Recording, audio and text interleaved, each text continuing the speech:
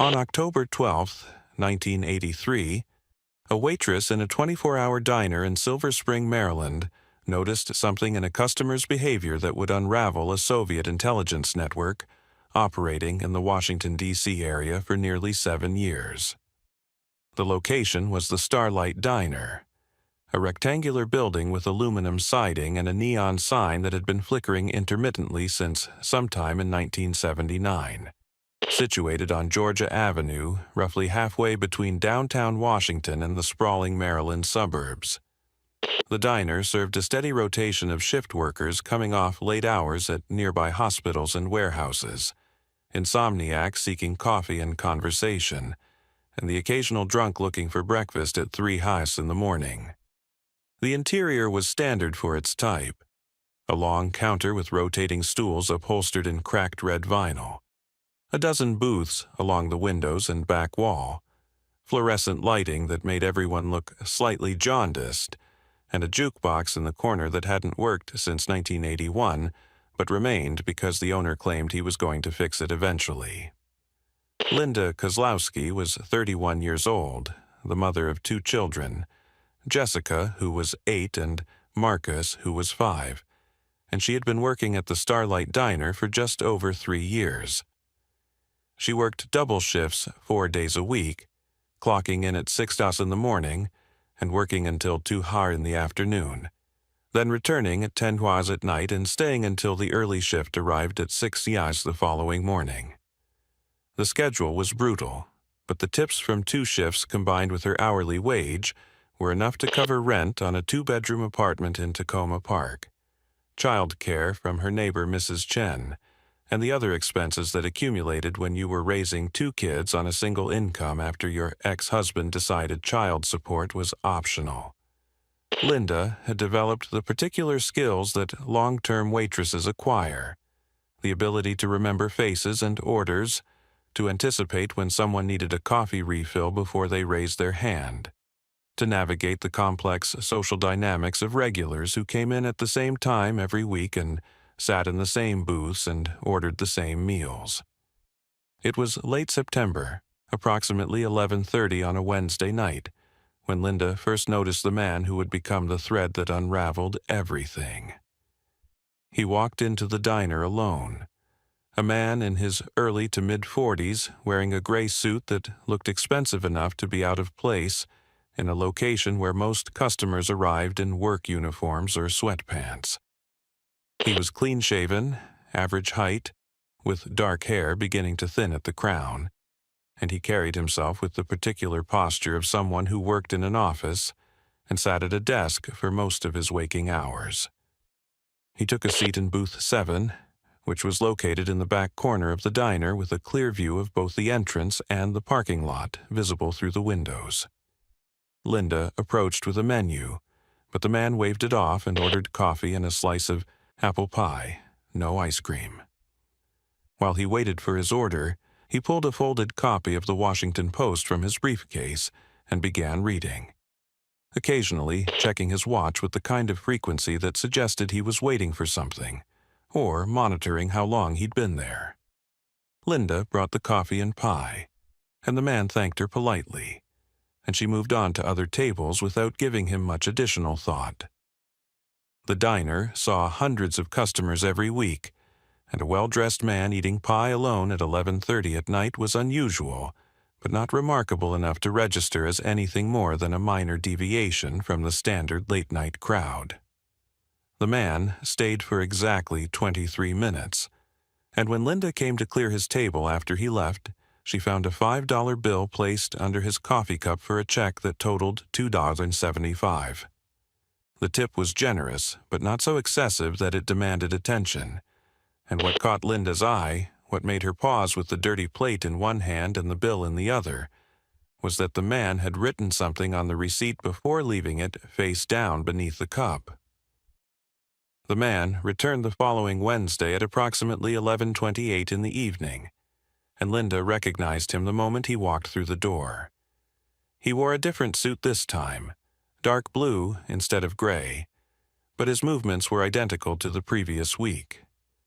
He walked directly to booth 7 sat down with his back to the wall, and ordered the same thing, coffee and apple pie.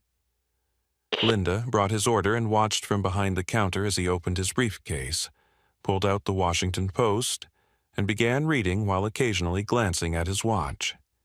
He stayed for 21 minutes, left a $5 bill under his coffee cup, and departed without making eye contact with anyone else in the diner. When Linda cleared the table, she found the receipt face down beneath the cup, and when she turned it over, she saw markings that had not been there when she'd torn it from her order pad. The third Wednesday followed the same pattern, and by the fourth occurrence on October 5th, Linda had begun keeping a small notebook in her apron pocket. She documented the date, the time of arrival, which was always between 11:25 and 11:35, the booth number, which was always booth 7, unless it was occupied, in which case he chose booth 8 or 9, but never anything in the front section, the exact order, which never varied, and the length of his stay, which ranged from 20 to 25 minutes. She noted that he always paid in cash, always left the receipt face down, and always wrote something on it before placing it under his cup or, occasionally, under the edge of his plate. She mentioned the pattern to Ray Delgado, the night cook who had been working at the Starlight since before Linda was hired. A 58-year-old man with gray hair and burn scars on his forearms from decades of working over hot grills. Ray listened to her description and suggested the man might just be one of those customers, with odd habits, the kind of person who wrote reminder notes to himself or kept track of his expenses in obsessive detail. But on that fourth Wednesday, something changed. Linda was refilling coffee for a trucker sitting at the counter when a second man walked into the diner, younger than the first, perhaps in his late 30s, wearing a leather jacket and jeans that marked him as belonging to a different economic class than the suit-wearing regular. The second man ordered coffee at the counter, paid immediately, took his cup to booth 11, which was 3 booths away from where the first man sat, and remained there for approximately 10 minutes. The two men never acknowledged each other, never made eye contact, never gestured or spoke. To anyone watching casually, they were simply two strangers who happened to be having coffee in the same establishment at the same time. The first man finished his pie, placed his usual $5 bill under his cup, and left at 11:49. The second man remained in booth 11 for another 6 minutes, then stood up, walked toward the exit, and passed directly by booth 7, where the first man had been sitting. Linda was wiping down a table near the back when she saw the second man pause for less than 2 seconds beside booth 7, his hand moving quickly to the table surface, and then continue walking out the door. She immediately went to clear booth 7, and the receipt was gone. When she checked booth 11 after the second man left, she found the original receipt wedged behind the napkin dispenser, and she pulled it out and examined it under the fluorescent lights. The receipt showed her own handwriting, coffee and apple pie, total $2.75, but there were additional markings in different ink, written in what looked like mechanical pencil with very precise, deliberate strokes. The notations read 14K22, BTM-R, 1845, followed by a series of numbers that looked like they might be coordinates or grid references or some kind of coded instruction. Linda stood there holding the receipt, aware that she had just witnessed something intentional, something that had been executed with enough care and planning that it suggested purpose beyond coincidence. Linda kept the receipt in her locker for 3 days, checking each Wednesday night to see if either man returned to the diner. Neither appeared, and the absence felt significant in a way she couldn't fully explain. On November 1st, during her day shift when the diner was busy with the lunch crowd, and she had a legitimate reason to step away from the building, she walked to the payphone outside the 7-Eleven 2 blocks down Georgia Avenue.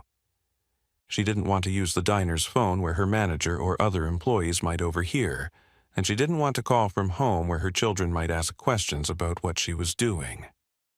She dialed the number for the FBI field office in Washington that she'd found in the phone book, and after being transferred 3 times and explaining her situation to 3 different people who each seemed slightly more interested than the last, she was connected to a duty agent who asked her to describe what she had observed. The agent's name was Carol Brennan, and she agreed to meet Linda at the diner on November 3rd during the slow afternoon hours between lunch and dinner, when the booths were mostly empty and they could talk without being overheard. Brennan arrived at 3:15 in the afternoon, a woman in her mid-30s wearing a dark blazer and carrying a leather portfolio that she placed on the table in booth 7, the same booth where the first man had sat 4 consecutive Wednesdays. Linda brought her notebook from her locker, the one where she'd documented dates and times and physical descriptions, and she placed the receipt on the table between them. Brennan examined the receipt carefully, holding it up to the light, studying the markings, and then she asked Linda to walk through everything she had observed, requesting specific details about the timing, the behavior of both men, and anything else that might seem relevant. Linda watched Brennan's expression change as she reviewed the evidence, a shift from polite professional attention to something more focused and intent. Brennan took photographs of the receipt using a camera from her portfolio, wrote notes in a small pad, and asked Linda whether she had told anyone else about what she'd seen. Linda mentioned Ray, the cook, but explained that she hadn't provided him with specifics and that he'd dismissed it as probably nothing important. Brennan explained that the FBI would need to analyze the receipt and verify Linda's observations through their own investigation, and she asked Linda to continue working her normal schedule without mentioning this conversation to anyone, not to her co-workers or her neighbors or her family. If either of the 2 men returned to the diner, Linda was to call a specific phone number immediately, a direct line that Brennan wrote on the back of her business card. The receipt was logged into FBI evidence storage on November 4th and forwarded to the cryptography unit at headquarters. The analysis came back within 48 hours, and what the cryptographers found elevated the case from a curious anomaly to an active counterintelligence investigation. The markings on the receipt matched a coordinate-based reference system that corresponded to classified military mapping protocols, the kind of grid system used in Department of Defense documents that required security clearances to access. The notation 14K22 indicated a specific map grid section. The letters BTMR potentially referred to a building designation or location marker. The numbers 1845 appeared to be military time format. The assessment concluded that whoever had written these markings either had access to classified mapping materials or had been trained by someone who did. The FBI cross-referenced the receipt findings with ongoing counterintelligence operations and discovered they had been tracking suspected Soviet intelligence activities in the Washington and Maryland area since 1981, monitoring various locations where classified information might be compromised, but they had not yet identified the specific methods being used to communicate or transfer intelligence.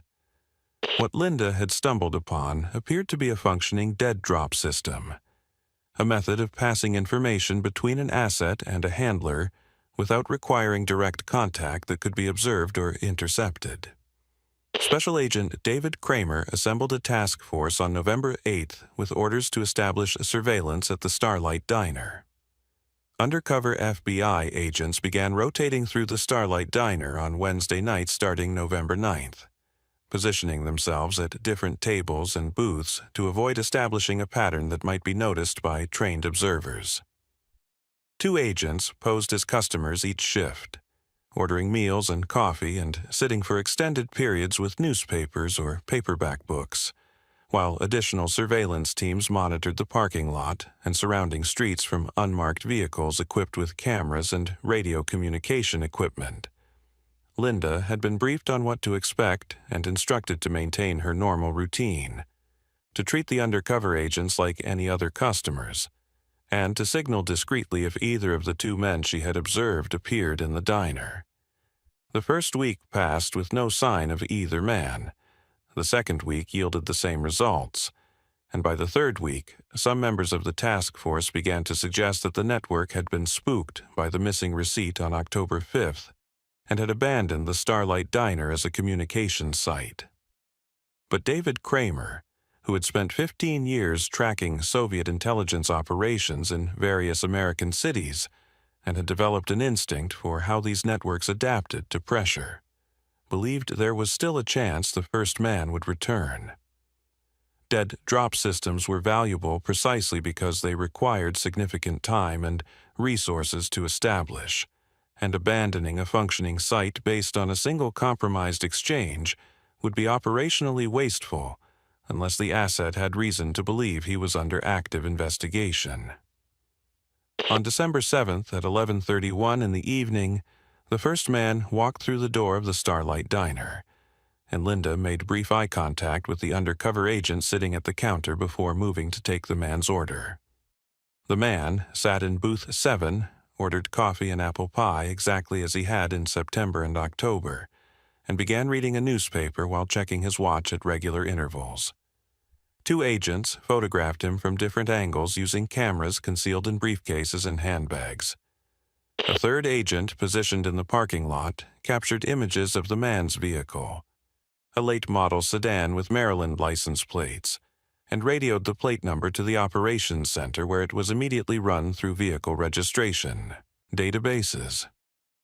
The man stayed for 22 minutes, wrote something on his receipt while the agents documented his movements, and left a $5 bill under his coffee cup before departing. Linda waited until he had cleared the parking lot, then retrieved the receipt and placed it in a plastic evidence bag that Agent Brennan collected 15 minutes later.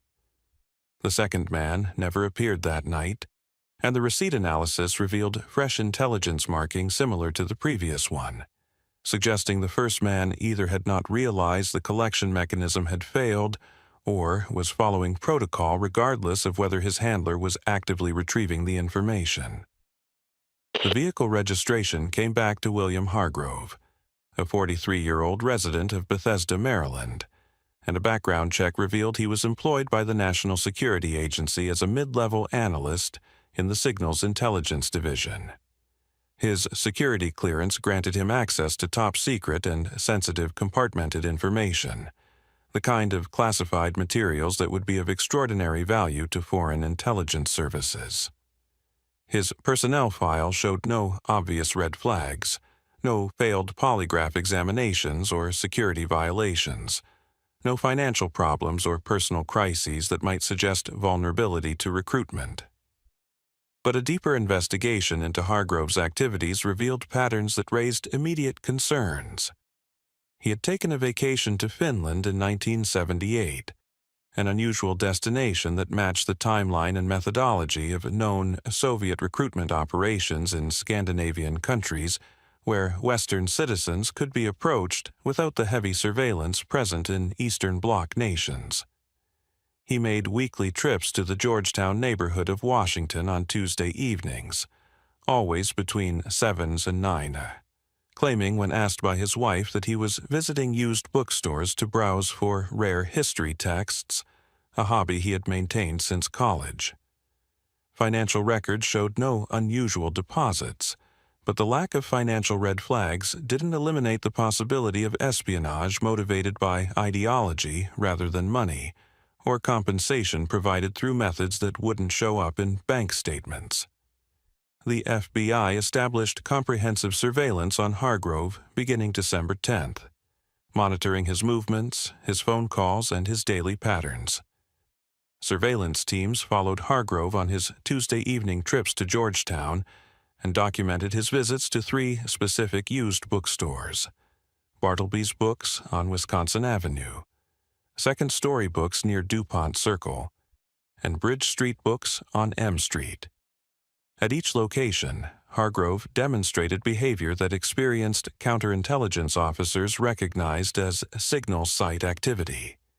He would enter the store, browse for several minutes while appearing to examine various titles, then pull specific books from the shelves, flip through several pages while standing in the aisle, and return them to positions that were slightly different from where he had found them. Sometimes one space to the left or right.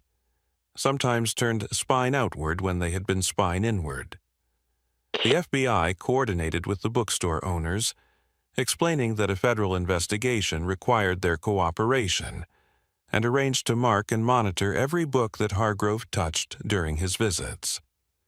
What they discovered was that the books contained marginalia, small penciled notes written in the margins of specific pages that appeared to be additional coded messages, numbers, and abbreviations that matched the format of the notations Hargrove had been leaving on diner receipts. Cross-referencing the bookstore surveillance footage with images of other customers revealed 3 additional individuals who demonstrated similar patterns of behavior, examining the same books Hargrove had touched, spending time on the same pages, and in some cases photographing the marginalia with small cameras before returning the books to the shelves. Background investigations identified these individuals as Thomas Chen, a 36-year-old analyst at the Defense Intelligence Agency, Margaret Russo, a 41-year-old translator at the State Department, and David Kellerman, a 39-year-old procurement officer at the Pentagon. All 4 individuals held security clearances that provided access to classified information, and all 4 had been in their positions long enough to have established the trust and routine access that would make them valuable intelligence assets.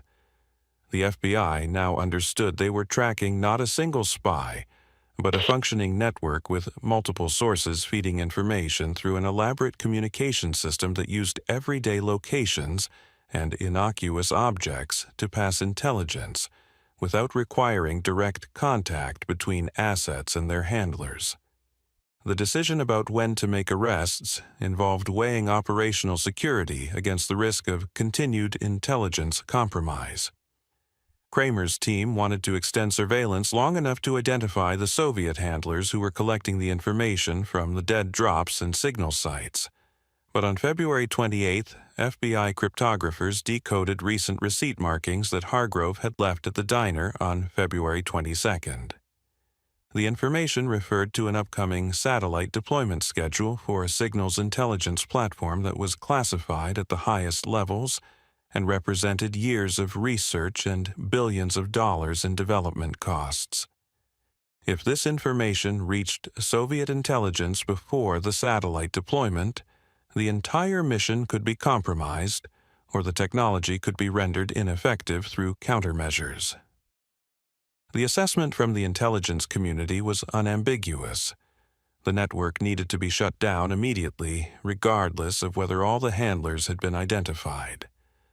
Coordinated raids were authorized for March 2, 1984, at 6 Kaus in the morning, when all 4 suspects would be at their homes, and less likely to have immediate access to methods of destroying evidence or communicating warnings to their handlers. FBI agents executed federal arrest warrants and search warrants simultaneously at 4 separate locations across the Washington metropolitan area. William Hargrove was taken into custody in the driveway of his Bethesda home as he walked to his car to leave for work, and agents found his wife and 2 children still inside eating breakfast, unaware that the man they lived with had been photographing classified documents and passing them to Soviet intelligence for nearly 6 years. Thomas Chen was arrested at his apartment in Arlington, where agents recovered a 35mm camera, undeveloped film, and handwritten notes containing technical specifications that corresponded to materials he would have accessed through his work at the Defense Intelligence Agency. Margaret Russo was apprehended at her townhouse in Alexandria, and a search of her bedroom closet revealed radio equipment, coding materials, and approximately $8,000 in cash divided into bundles and hidden inside a shoebox. David Kellerman was arrested at his home in Falls Church and maintained from the moment of his arrest that he was innocent, that he had been framed, and that he had never compromised classified information. The 4 defendants were tried in 3 separate proceedings between June and October of 1984, with Margaret Russo's case handled independently due to conflicts between her attorney and the legal teams representing the other defendants. William Hargrove pleaded guilty in exchange for cooperation with federal debriefings and received a sentence of 25 years in federal prison. Thomas Chen also pleaded guilty and was sentenced to 20 years after providing detailed information about his recruitment in 1980, which he claimed had been motivated by gambling debts that had left him vulnerable to pressure from a Soviet intelligence officer who had approached him at a bar in Crystal City. David Kellerman maintained his innocence through a 3-week trial that included testimony from FBI agents, analysis of coded materials found in his home, and evidence that documents he had accessed through his Pentagon procurement position had appeared in Soviet intelligence reports, and he was convicted and sentenced to 30 years. Margaret Russo pleaded guilty midway through her trial and received an 18-year sentence after admitting she had been passing translations of diplomatic communications to her handlers since 1981. Extensive debriefings with all 4 defendants revealed the scope of intelligence that had been compromised, including satellite reconnaissance capabilities, signals intelligence collection methods, diplomatic communications between the United States and allied nations, and military deployment schedules for operations in Europe and the Middle East. The damage assessment conducted by multiple intelligence agencies estimated that compromised programs represented investments exceeding $2 billion, and the strategic consequences included the termination of several ongoing operations, the potential exposure of intelligence sources in foreign countries, and the loss of technological advantages that had taken years to develop. Linda Kozlowski received a formal commendation from the FBI director, a certificate of appreciation for her service to national security, and a $5,000 reward from a federal fund established to compensate citizens who provided assistance in counterintelligence investigations. But the practical reality of her situation proved considerably more complicated than the official recognition suggested. Her identity as the waitress who had exposed the spy network was revealed in press coverage, despite efforts to keep court documents sealed, and the publicity fundamentally altered her life in ways she had not anticipated when she first called the FBI in November. Regular customers at the Starlight Diner began avoiding her, some because they felt uncomfortable being served by someone they now associated with federal investigations, others because they viewed her as an informant who couldn't be trusted to mind her own business. She received threatening letters from people who claimed she had ruined innocent lives by cooperating with government authorities, and her daughter Jessica was bullied at school by classmates who called her spy girl and asked whether her mother worked for the CIA. The management at the Starlight Diner remained supportive initially, but after several months of declining business that the owner attributed at least partially to customers who no longer felt comfortable eating at the location where that spy thing happened, Linda was encouraged to take an extended, unpaid leave. The suggestion was framed as being for her own benefit, an opportunity to let the attention die down and allow things to return to normal, but Linda understood it was effectively a termination disguised as temporary reassignment. She struggled with the financial pressure of losing her primary income, considered whether she should have simply ignored the receipts and protected her family's peace instead of reporting what she had observed, and eventually made the decision to move to a different state where she and her children could start over without the weight of publicity following them. By March of 1985, Linda had relocated to a smaller town in Pennsylvania and found work at a restaurant under a legally changed name that provided some measure of anonymity and distance from the events in Maryland. Her children adjusted slowly to their new school, with the help of the therapy sessions that gave them space to process the disruption and confusion of the previous year. Linda kept the FBI commendation certificate in a drawer rather than displaying it, rarely discussed what had happened with anyone, and declined all requests from reporters who contacted her for anniversary stories about the case. The Starlight Diner continued operating on Georgia Avenue with Booth 7 still positioned in the back corner, though the management eventually replaced all the furniture to refresh the space and erase the association with espionage that had become attached to the location.